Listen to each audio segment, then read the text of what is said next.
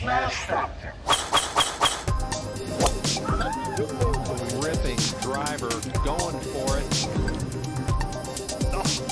Oh my goodness. How about that tee shot? That is crazy how far that is. Wow. John Daly, take a back seat, big fella. How about that drive? That's an aggressive line. That is beyond long. Look at this, he's just driven the green. He has just driven the green. I guess hello world, huh? Welcome everybody to episode 88 of the SmashFactor, the WGC HSBC for 2019. That's kind of a mouthful when you say it like that. From Shishan International Golf Club. Before we get to that, I introduce my partner, recap last week, which was always a great tournament when Mr. Eldrick Wood wins it. As usual with me as always, Nagel's Bagels. How you doing? I'm doing great, Gup.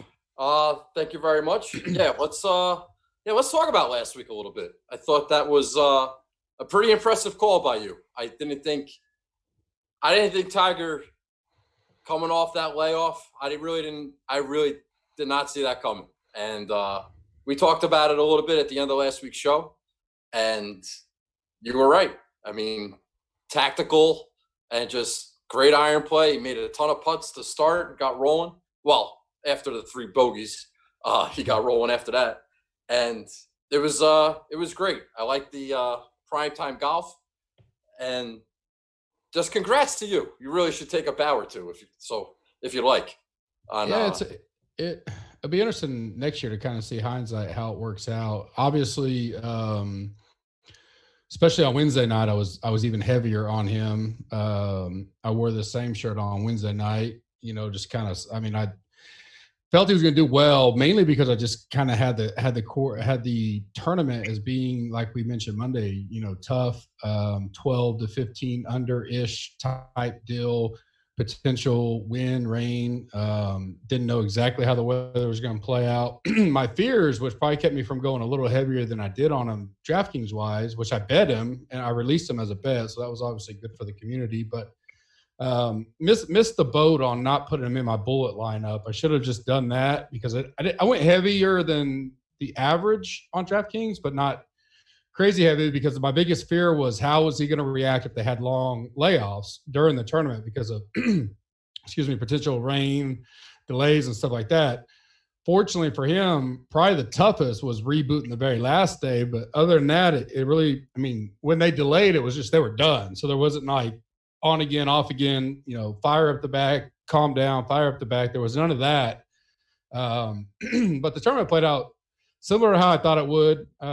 Obviously liked him as well as other guys in my pool that were, similar, did well putting on the Master or stuff like that. Just pure bit greens. And those guys kind of showed up. A unique week, and we'll talk about it a little bit with the listener league review, but, I finished almost DFL in the bullet life, and then I maxed the $8 and I was winning it for almost the first two full rounds, top 20 going into the last round, and fluttered out a little bit. I think I had 6 or 7 lineups in the top 200, one in the top 50, I think. Nothing crazy, but all right there. But definitely a different strategy as far as bullet life versus being able to max or do a 20-30 lineup, which we'll talk a little bit about.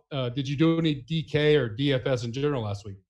Yeah, well, the Graham McDowell start and then WD did not help. That was pretty bad. I wasn't on Hideki. He was my flop, and that didn't work out. So 2 of those guys, Hideki and Tiger, who I thought weren't going to be factors, finished 1-2. Woodland played well. Sung Jae Im played well. Corey Connors played well again. So it was okay. It was average. It was great to see Xander. I hate not having the shot tracker when you're trying to follow along with these guys, because you just don't know. You obviously can tell a lot from their scores, but you just don't know like where they're finding trouble, whether they're off the tee, if they're not hitting greens, if they're missing putts. And if you're relying on TV coverage, you're not going to get much help because they're in commercials every 5 seconds. So, so I didn't have Gary Woodland. I had an outright on him. That was my best bet. But once Tiger took the lead going into the weekend, I knew that I might have been in trouble there. So wasn't a great week for me overall. But like I said last week, man, it was great to see Tiger win. It's just ever since he came back from that surgery, you know, he's the 3 wins that he's had, each one has just been like, wow, I can't believe that he won. And I guess we have to stop doubting that he could do it, whether it be a layoff or the weather or whatever. But he was great, and it was exciting. So I enjoyed it. It's good, and I heard people talking about limited field events, but which is true. But let's not forget that the limited field events he played in had virtually all of the top players in the world with him. So, you know, the Tour Championship last year, really limited, only like 30 or whatever. It was a different format. But Rory, he played along Rory the last day. So when I say last year, 2018 year, not like 2 months ago. And then the Masters, I don't think you can ever knock anybody for winning the Masters. No, I don't think so either. Yeah. Albeit, you know, he's you know, I said 2 or 3 years ago that if I ever thought he could win a major again, it would be that, because kind of the Jack Nicklaus effect, like those guys, you know, still today, you know, Freddie Couples can go around there and compete and even be there come Sunday. So, and then here, I mean, new track, unknown. He's an all-time putter when he's on, and these kind of greens he loves.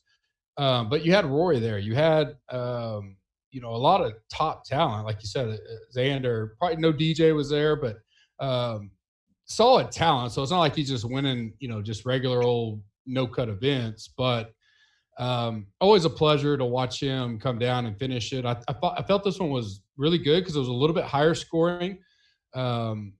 He had the threats there that it was one of those courses at any given hole, you could flip 2 shots quick, and we almost saw it. I didn't hedge pre-final 7 holes Sunday night because I felt really confident, even though I loved Matsu and I was on him, of course, in DraftKings. For the life of me last night, I was sitting there going, why did I not put – because if I start my bullet lineup with Matsu and Tiger, 2 guys I loved and played a lot of in the one lineup, I'm probably doing pretty good in that, but didn't play the one of them in the bullets. So that was a mistake on my part.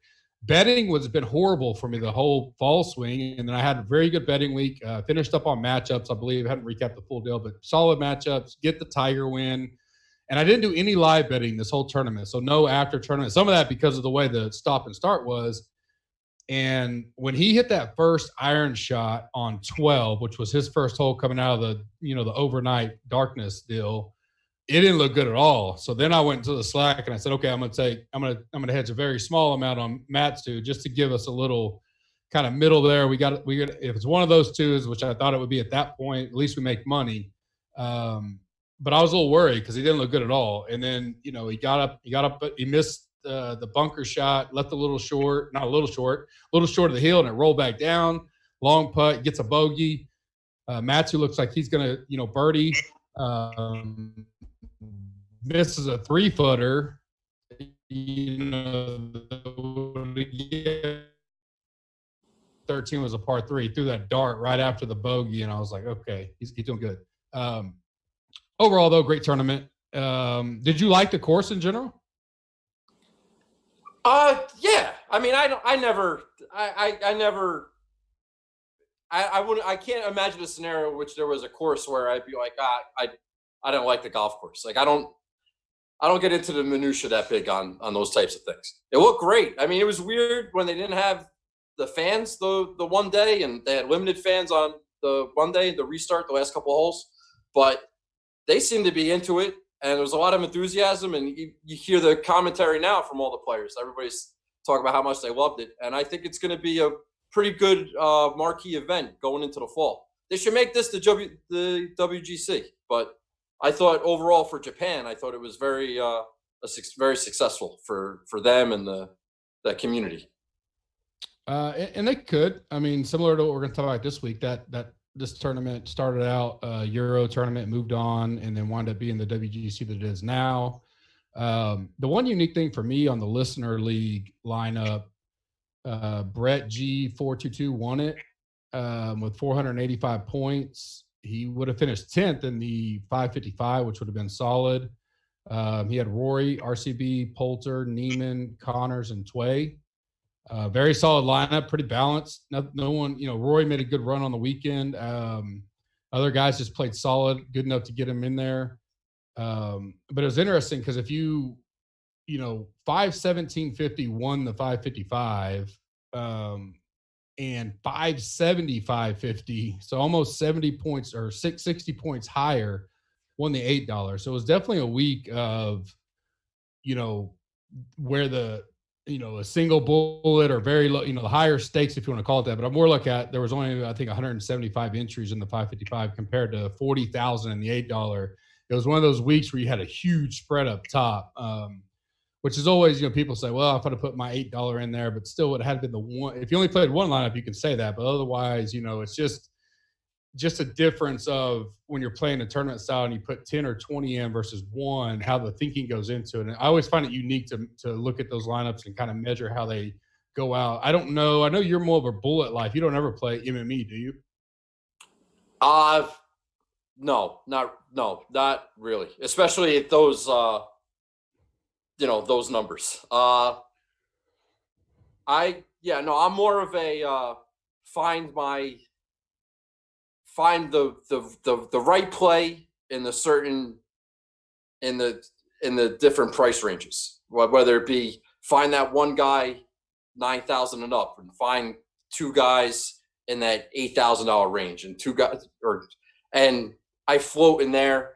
It depends on the pricing and who I like. Under 7, I rarely go under 7,000. It's a little different for no cut events. It's a little different in full fields, but for the most part, I'm trying to optimize.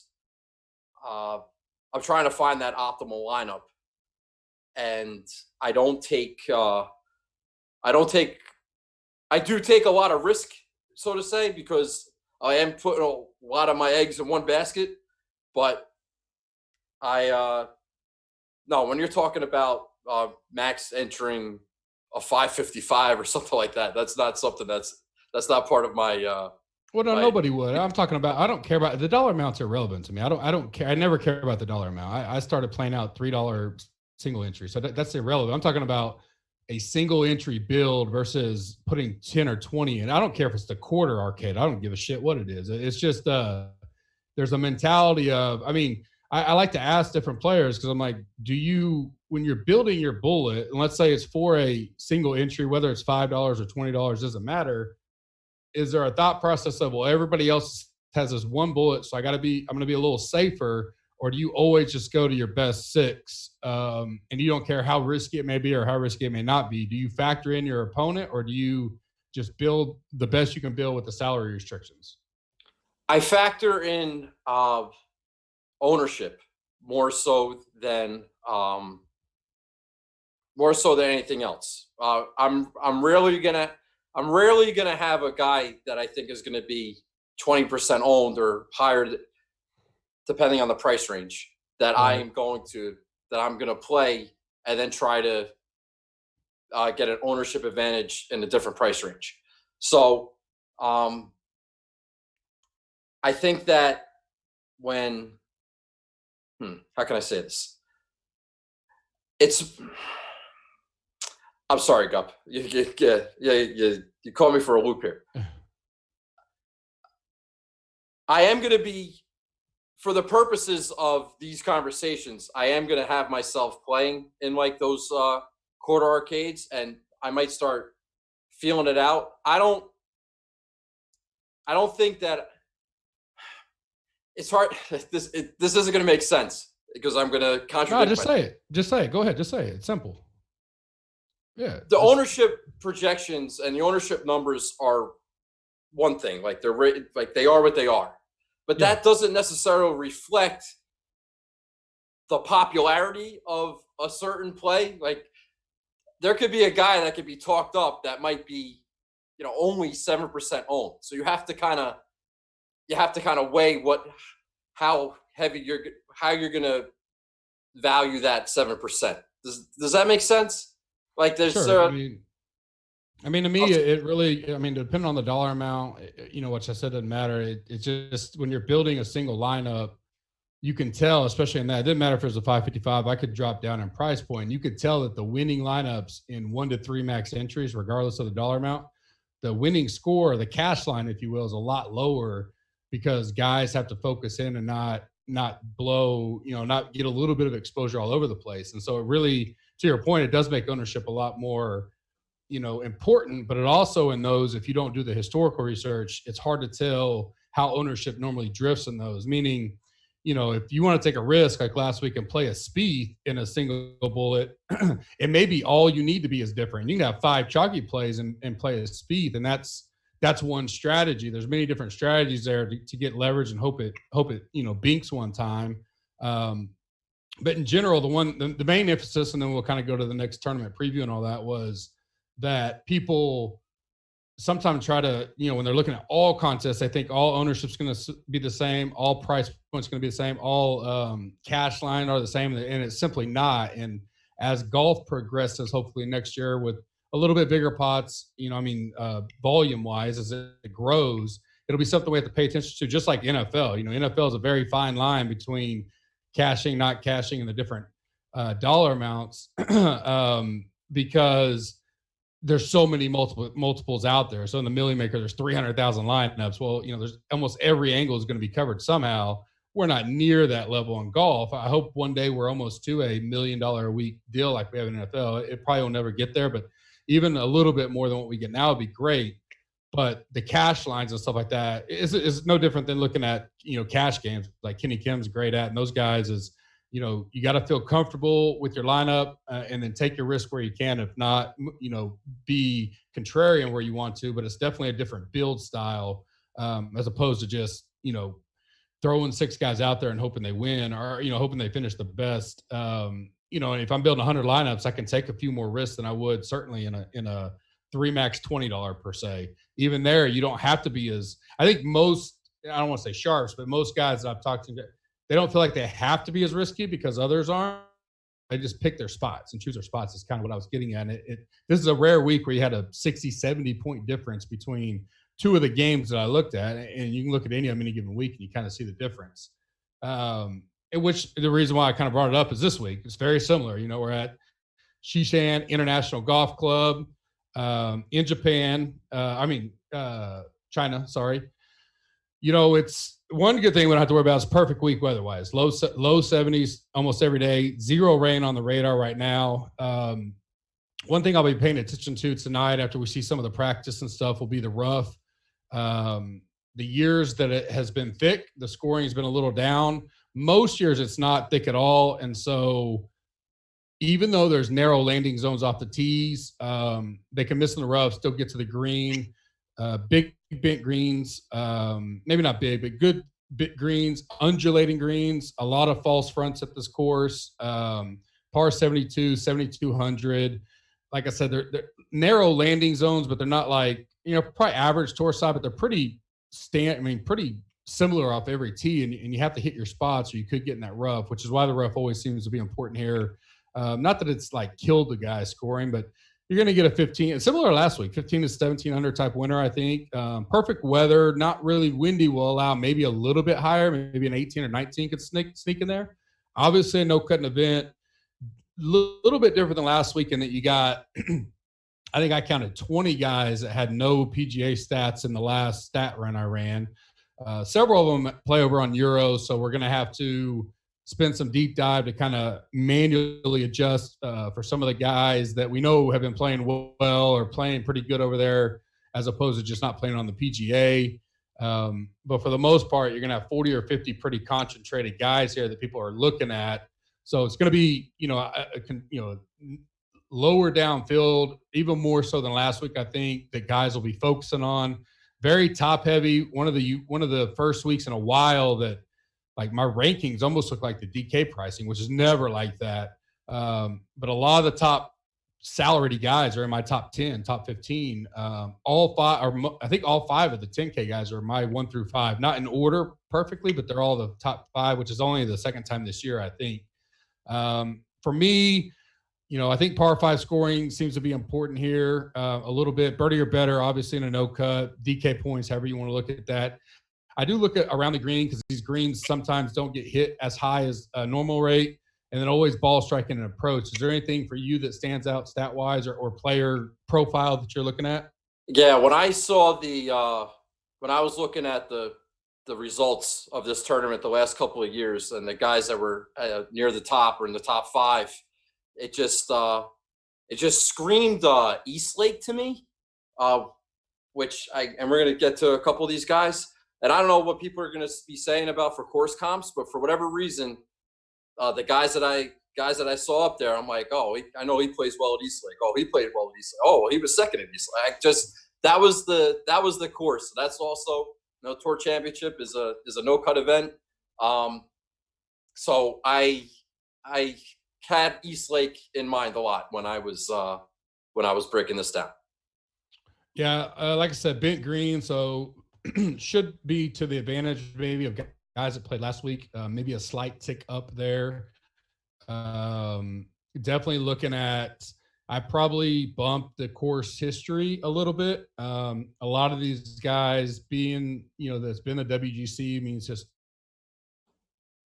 25 player, top 50 player in the world. Been here a lot. So I wanted, and a lot of these guys have played it. So it's just seeing who's played this course a lot and played it well.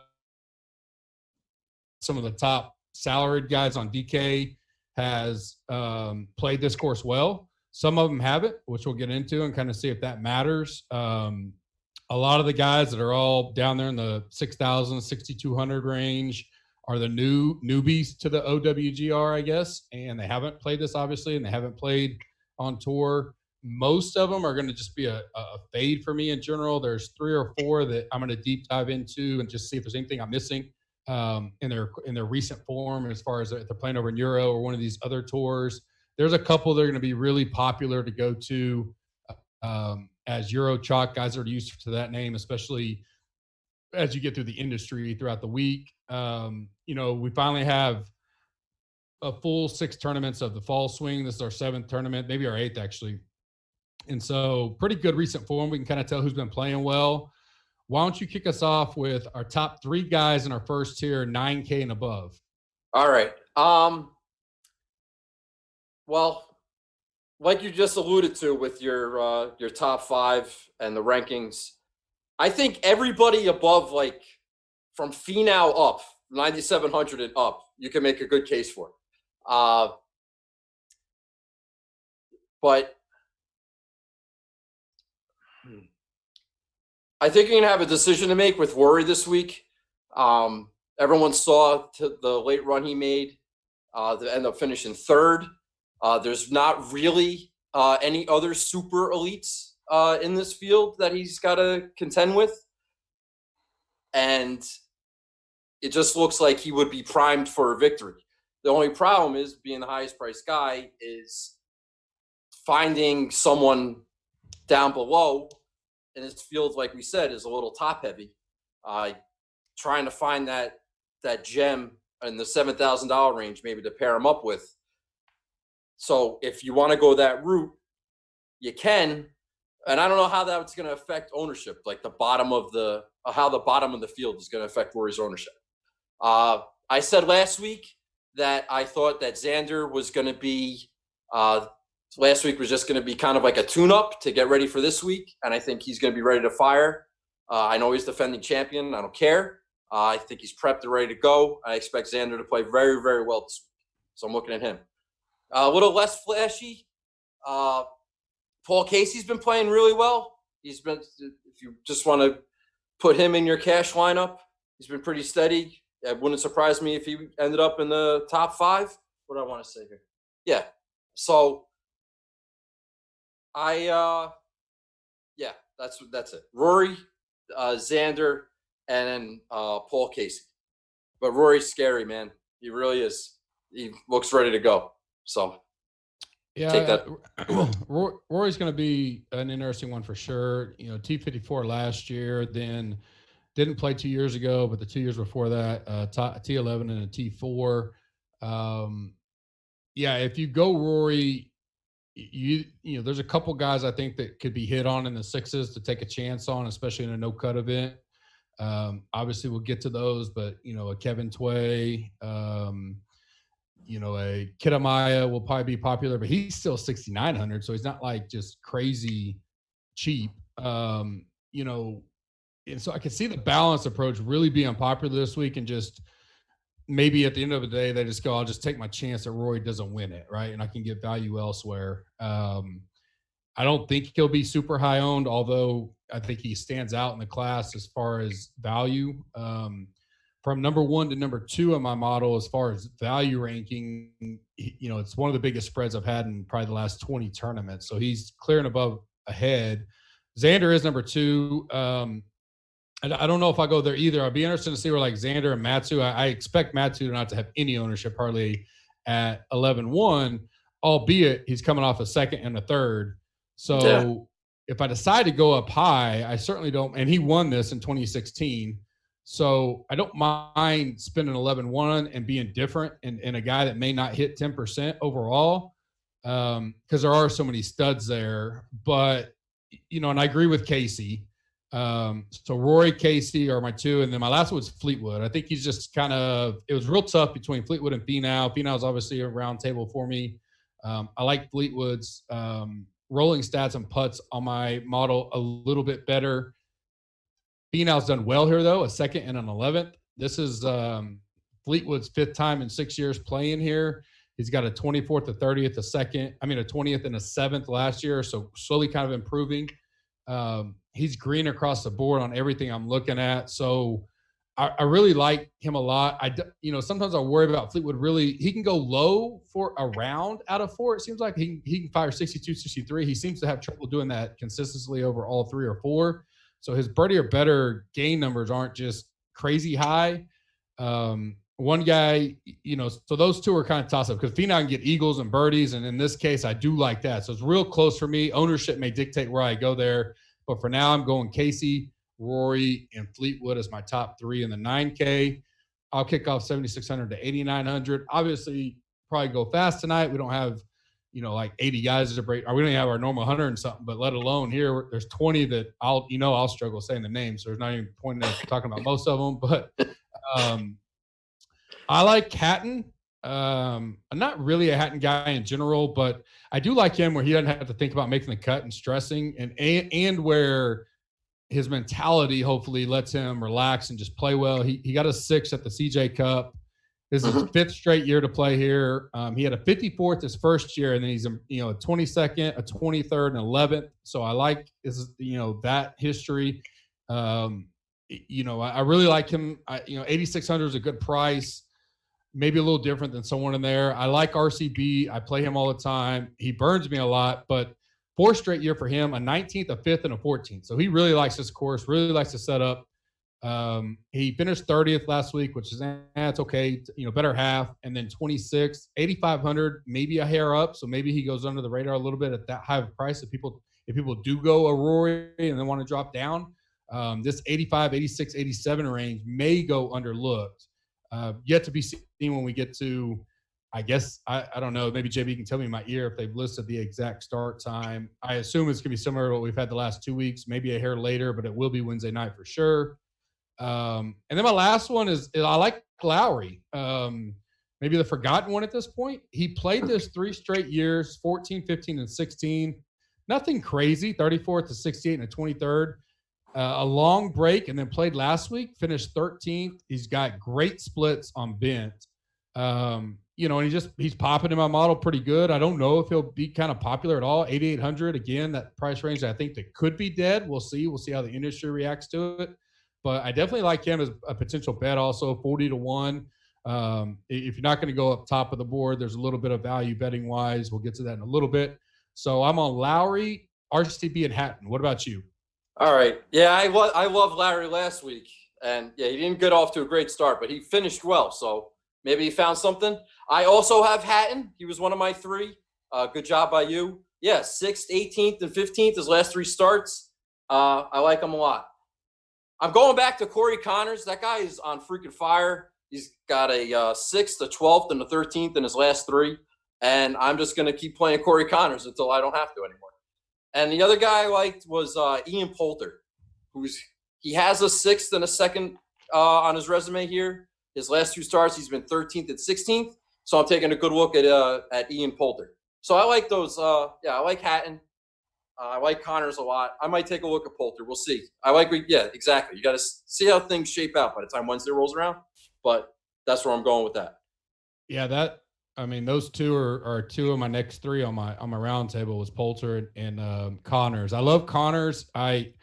I suspect he may get a little popular, especially finishing pretty good the last 3 tournaments out. So I'm interested to see where he comes. Although historically not the best on bent greens, but putted okay last week. So I like that it's his 3rd straight tournament. This is new to him, kind of top WGC type event. It's maybe his first only. Don't quote me on that. I know he's never played here, but definitely a newer event for him. And so maybe being him to relax and show up is a good deal. I'll kick off our 3rd range before we get to our flop, fade, and sleeper, which is 7,500 or less. Right at 7,500, I think one of the most mispriced guys for me this week is Hadwin. One of the more popular guys last week. He was number 1 in my model. We talked about maybe potentially chalk. Now he takes a pretty good priced break, and he's 60-1. He's still one of the best putters in the field on bent. Didn't do too well last week, a 41st, so nothing to scream about. And then also not just crazy here, a T65, which is almost dead last 2 years ago, and then a T30 last year. So I do like he improved year to year. Everything else looks good, though. Stats, recent form, putting ranks. So he's a guy, especially if you're going to have to get down in this mid-7, low-7 range, if you go up top, if he's going to go, people kind of not sour note, but like, I played him last week and he really didn't do much. Similar tournament, similar setup. He's not going to do much again. Potentially, I won't play a chalky Hadwin, but if he's going to kind of take a step back this week, I like Hadwin. A guy I love, I bet on him. I've won on him. I bet on him a lot. EVR, Euro boy. We'll be on him this week. He played here last year, which I do like, a T22. He's got 17 rounds on my stat model, which is a little better than most Euros, and he's 6th in it overall. Rolling stats, he's 3rd. Limited size for him, obviously, but not much history on the PGA Tour putting on bent. That's a mouthful, but we'll deep dive on him and look at some of his putting results over in Euro. But I do like him in general. He's had a pretty good run over in Euro lately. 7,500 seems like a great value for EVR. And then my final guy, I think I'll say this round, is Jos Luiten, 7,100, 80-1, good value there. This is his 3rd time since 2014 playing here. He's got a 28th and a 16th, 2014, 2016. Hadn't played, in 3 years, but back up in the rankings to get there. He's got a top 20 for me stat-wise. Obviously, no form on the PGA tournament. He's a guy I got earmarked to go look to see how he's been doing over in Euro. I like his putting splits for what I could find in short time. He'll be a guy deep dive. All these Euro guys, I'll do a little deep dive. And what I do, if you're not familiar with the site, I'll manually rank these guys. I'll do a manual adjustment basically when we have such a field with either Corn Ferry or Euro, something like that, beginning of the fall, and then something like this. I'll kind of go and dig as much as I can. And when I do my deep dive results, which will actually probably be later tonight, past midnight or 1 a.m., because and I'll wait to find out. I'm sorry, I don't know the time Wednesday. I'm assuming it's mid to late, but the last 2 weeks I've been trying to get it out early since we have such a quick turnaround. But he's a guy I like at 7,100. Who are your 3 guys, 7,500 or less? I like that Euro flavor, Gup. I'm not big, like in usually like in the majors or whatever. I'm not big on playing some of those Euro guys that I just don't know a lot about. I want to see more. But I know, EVR is a good player, and I was looking at the spreadsheet, and I liked Luton popped on that too. So that's pretty good. I think I had a hard time finding guys in this range, which is kind of shaped how I roster some of these guys, because I'm not in love with any of these guys down here. I think Keegan's going to be very popular, which pretty much tells you all you need to know about this range. He was 6th here last year. He played in Tiger's group. He ended up finishing 13th last week. But at 7,000, I think Keegan's going to be very popular. So I'm going to take a look at him. I'm going back to JT Poston at 6,700. Now, he doesn't have any course history, but he's got a 27th, a missed cut, and an 11th in his last 3. I was on him in the I forget what tournament it was a couple weeks ago. I'm just kind of waiting for him to. It seems like he hasn't been able to get into a groove. He was playing in the States. Now he's overseas. But Who is that? JT Poston. Oh, yeah. Yep. So I kind of I want to be there for when he ends up in the top 10. So I'm looking at JT. And in the similar vein of Adam Hadwin, I'm going back to Kisner this week. He seemed to be pretty popular last week. I don't know what his ownership ended up at, but I know people liked him. People were betting on him. Maybe now he's got the rust off. We know Kisner likes the WGC event. He does have a second place here. He's 7,200. And if Kisner's going to be under the radar, I kind of like him down at 7,200. So Kisner, Poston, and Keegan in a range where I can't really find a lot of guys that are interested in. Great. I mean, he's not, well, he's 50th on mine right now, but perfect scenario. He was on my bullet team. I thought great putter on bent, beat his track. Not a tournament where he had to go real low, and he sucked. And so, dead right. Guys may have that bitter taste, and in this kind of field, that's the kind of guy you may want to go to at that low price. I'm most likely going to return back to the MME life because it did me better than others. Okay. So what I've been doing is doing, especially in this fall swing, I just started so bad that I think because there's so many decisions to make, I'll take my lineup building skills and build 100 or 150 in that and just do one bullet instead of doing all the bullets type of deal. I still do one bullet because I still, I feel like that's a tough deal to narrow down no matter the dollar size you're playing. And so I feel like I may have a leverage there. Obviously, I sucked ass last week, but in the MME life, yeah, you're going to sprinkle Bubba's and Phil and Keegan's and Answer and Kokrak, Poston, even Jazz. Jazz gets a lot of hype from the Euro of 6,500. Those kind of guys are going to get sprinkled all over. But when you got to narrow that down to a 1 or 3 max, it's real tough to get in, which is where you could see a Rory be 18% in the $8 and 8% in the 555 for the reason of it's hard to build up to that. But in a $8, most guys are playing like 5 to 8 lineups at least, maybe 10, maybe 20. Some guys like me and Tambo are going to throw 100 in there. So you have leverage to go, okay, I'll do Rory and then I'll sprinkle a bunch of these guys and just hope one of them hits. Mm-hmm.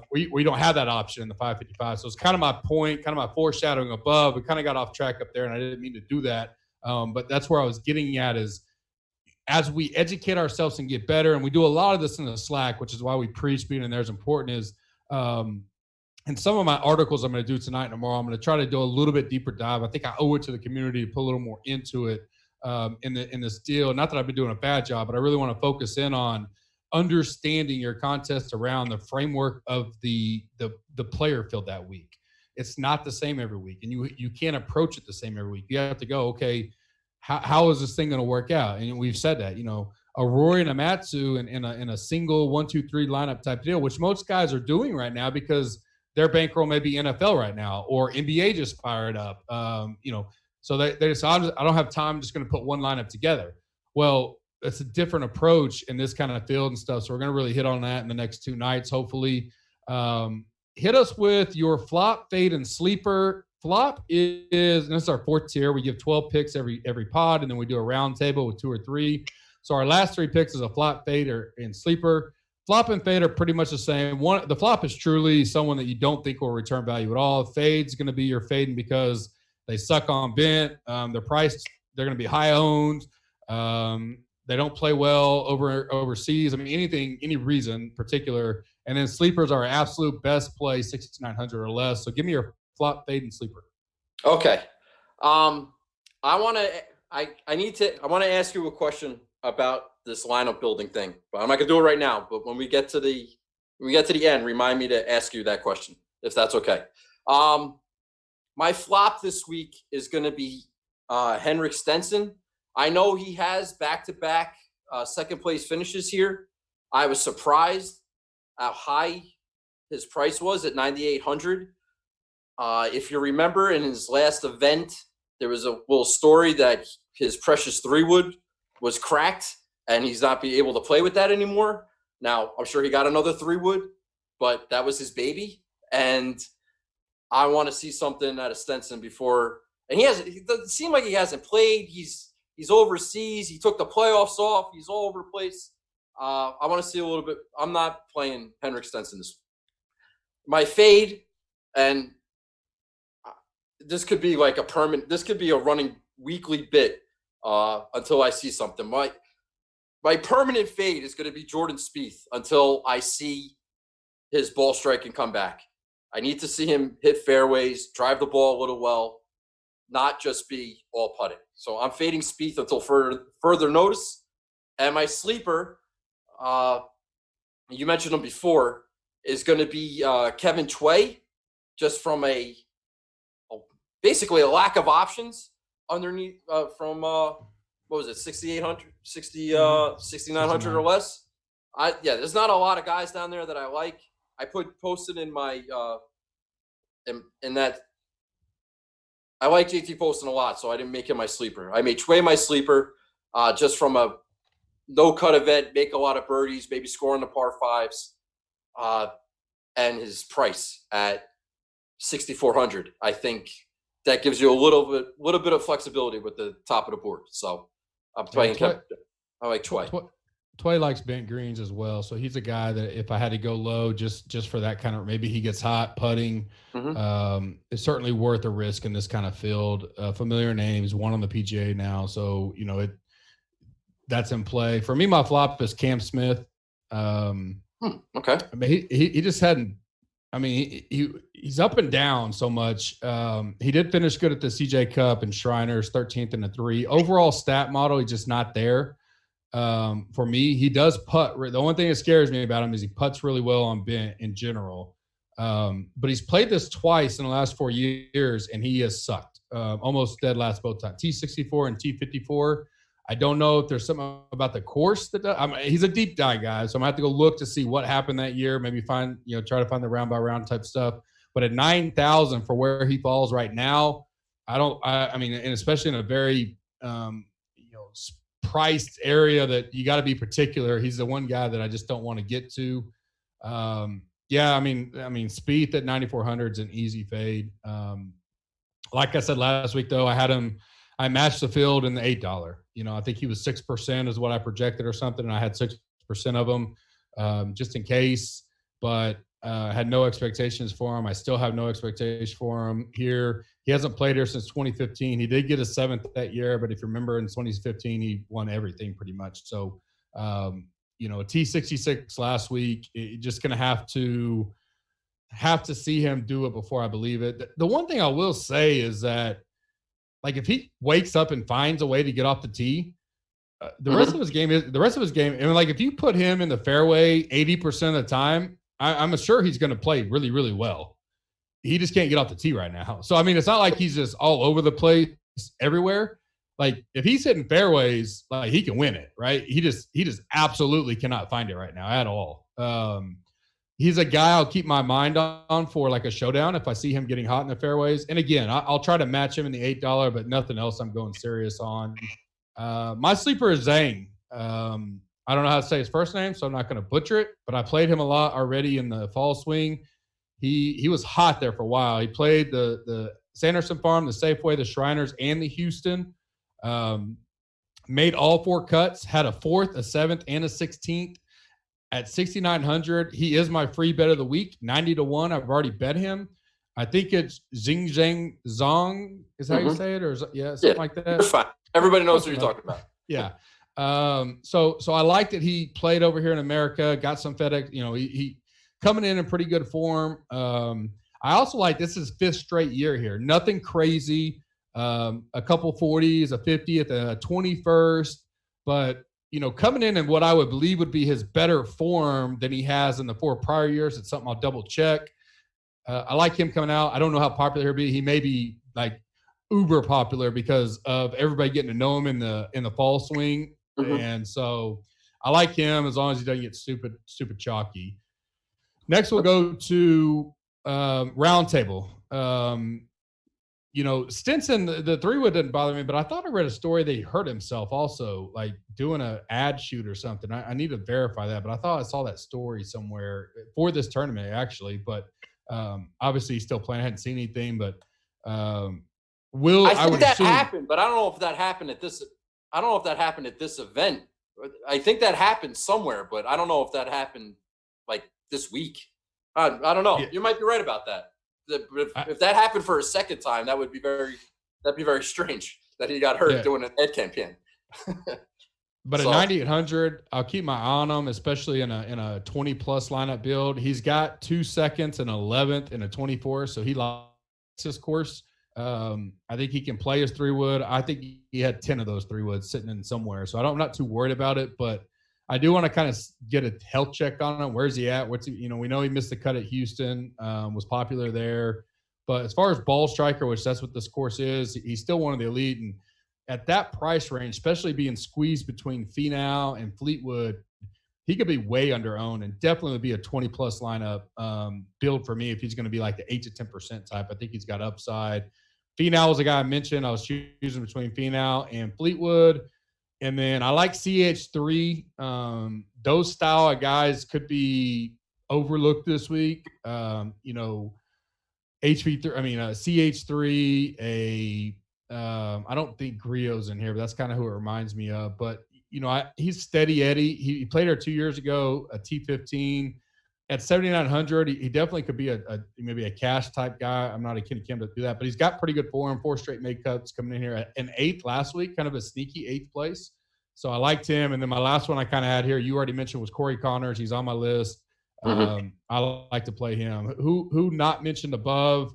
Did we not mention that you had your eyes on? Binion was a guy, but he's just kind of 9,100 been there. Took the one right out of my mouth. Yeah, go ahead. No, go ahead.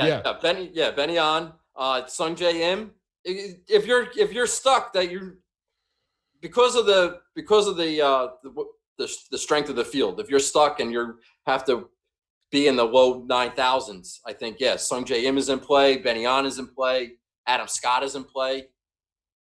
You mentioned a couple of Euros before. Bernd Wiesberger is at 9,200 that not many people know a lot about. He's a pretty good player. I think he won a tournament recently, I think, on the Euro Tour.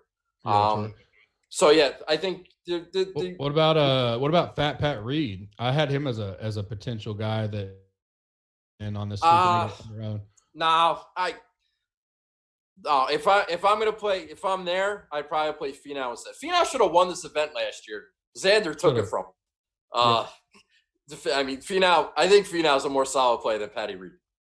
But Patty Reed's a great GPP play this week because he'll be. I would imagine him. He's in that range like we just talked about. There's so many guys there, and I still believe the top of the board is going to get played. I think Casey Rose is going to be high owned probably. Casey, Xander, Rory, that you can't play.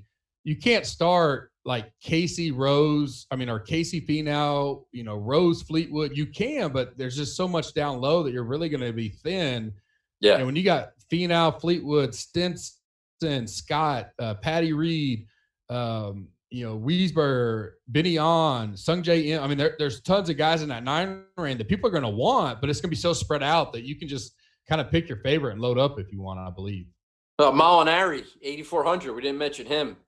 He's just as good as some of those other guys. I know he missed the cut at the Italian Open. Maybe he was home.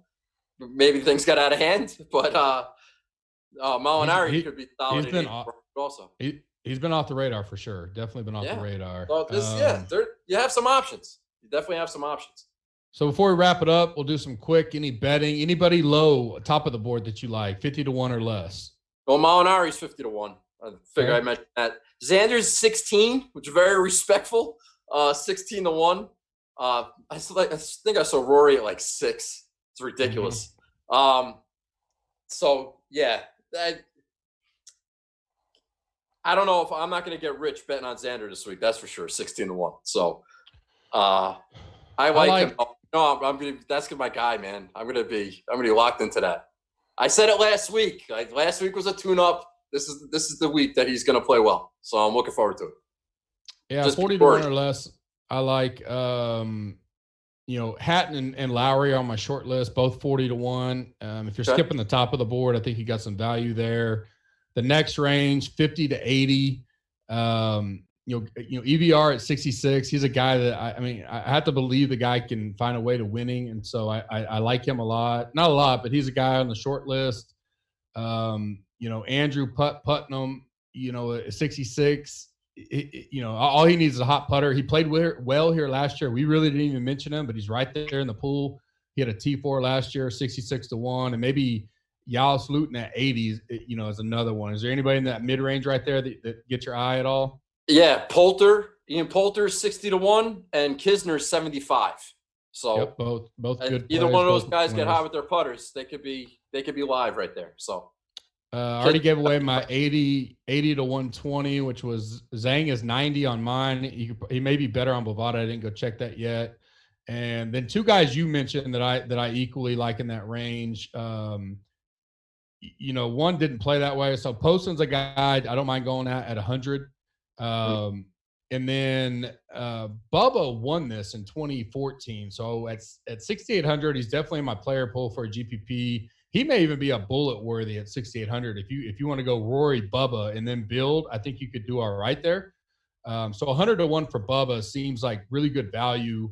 Like you said, like a Keegan, stuff like that are all in this range that you could sprinkle. Is there anybody there you like? Yeah, the only guy I highlighted, I posted 110 I saw, and Keegan at 90. But listen, that was just so I had two names to give you. I'm not betting Keegan at 90. But if I had a gun to my head, if I had to pick two guys, I would put Keegan at 90 and Poston at 110. Yeah, there's listeners that like to sprinkle, so they always want some options. Yeah, well, it don't mean they all know I'm not betting all these. I released my final card on the site, but definitely giving options. When you get to a dark horse, because of how the board stack, you really have to drop or just take a dart. There's not a ton that I love. Tway at 160 was a guy that I kind of marked just because we kind of liked him in general. Mm-hmm.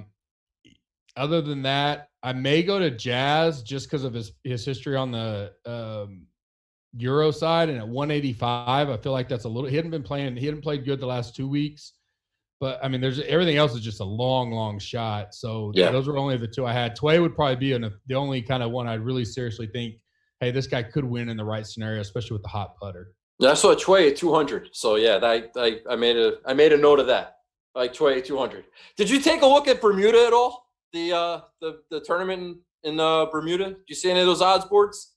Yeah, so what I'll do because of the top of the board here is like I do doubles with Euro this week. It'll probably be Bermuda. My boy Doc Redmond is 30 to 1, so I know I'll be on him. Mm-hmm. And I don't know if I'll double him with like a Rory or a Schauffele or a Matsu type, or if I'll bet him single. But it's actually a pretty good board. I highly doubt they're going to do a DK. I haven't looked yet, though. They may. They didn't have anything up earlier before we got on, but betting wise, I'll either double them, and I may pick one or two. Oh, I take that back. They did just list it on DraftKings. So there you go. Most likely, I'll probably even do a rankings because most of the guys are the guys who've been playing in the fall swing. Aaron Wise, guys like that. So pretty easy to get a rankings board up, and plus it doesn't start till Thursday, so you get a little extra time. But I've actually played that golf course, and then really? Me and my brother, they had a PGA Tour event there a couple years ago, and it was like a who's who of ball striking. The guys, you have your Jason Duffners and your Keegans and Rory's up there, and it's you really want a good iron player if that's what if you're gonna play it. But a couple of those guys that were at the top of the leaderboard a couple weeks ago, Scott Harrington, Mark Hubbard. Your boy Ryan Armour, they're all in like that 35 to 40 range, and I don't know, that might be fun. I know I just sprung that on you, but I thought that might be something that is interesting. No, it's good. No, because I even looked up before we got on pod because I wanted to see what Redmond was, and he was 30, so he's right in that range. If I may double him, a parlay. If you're not familiar with the word double out there, but so basically you can take the winner of the of this tournament with the winner of that tournament and parlay them. And get pretty good odds on almost any pairing you do. So I will take a peek at that. There's not a lot. I just looked at DraftKings. It's going to be a bullet type build over there. There's not a lot of big contests, but certainly if you are wanting a little bit different flavor and it's a glorified web type field, but still counts. FedEx points, 300 points instead of 500. They win. They still get some of the exemptions that you do on the regular. So definitely worth watching, especially for. I'll finish this up in a second. Do you have anything else before I wrap up? I know we want to go, so I can just text you if I need to, or give you a call. We don't have to do this here. But no, I'm rooting for Ali to play well in Bermuda. He lost his card. He's my daughter's favorite golfer. We were talking about it last night. He's 90-1 in Bermuda. I'll have a little ticket on him. Hopefully he wins that in Bermuda, gets his card back, and doesn't have to go back to the Corn Ferry Tour. But Xander's back. He's going to win in China this week, and I'm looking forward to the week. Thank you very much, guys. Yeah. Appreciate it. Yeah, no problem. Another reason to kind of keep an eye on it. It'll be different time areas, so you can. I assume it will be different. So obviously, gives us more golf to watch, which is never a bad thing. Next week there is no golf, so we will not be here. We'll take the week off, and gladly take the week off, especially with the NFL grind going on, NBA kicking off, NHL going on, all kinds of stuff, World Series. But a lot of these guys will be playing in the Mayakoba and the RCM, which is our last two tournaments of the fall swing before we get a 5-week break heading into the Tournament of Champions. You'll have the Hero World Challenge during that time, the President's Cup stuff. We won't do a pod or cover anything. Hero has some small DK stuff or whatever, and I'll release any bets that I do on there, but there's no like in-depth coverage of, doing all that. It's just more, I think there's like 17 guys. The field looks great. Tiger released the field and it looks awesome for the Hero. So it'll be fun to watch, but nothing we're going to do a whole pod over.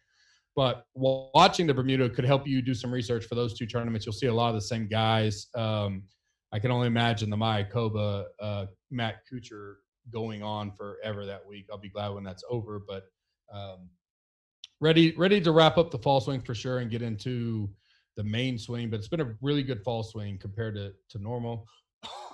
Sorry, if you don't know, I've been fighting a cold all weekend. I did tell the guys that Saturday night when we got on the Audible. The Audible.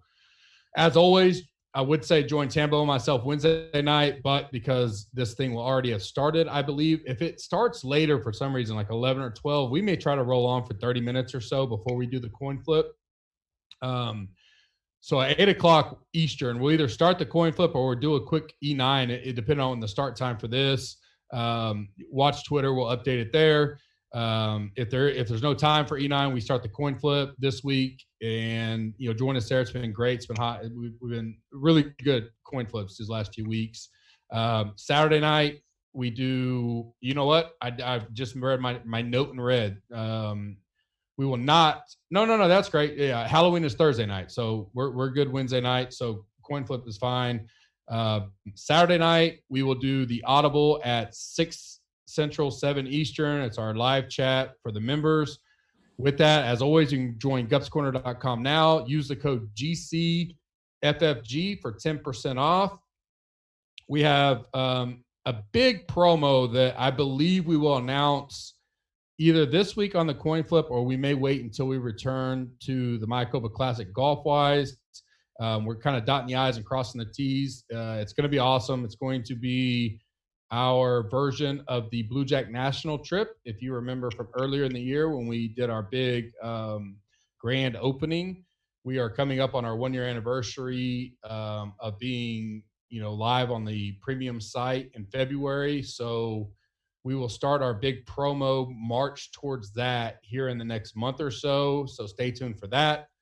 For JB behind the mic, Jeff, as always, I will see you Wednesday night, one way or the other with Tambo. Have a great week and good luck this week. SmashFactor.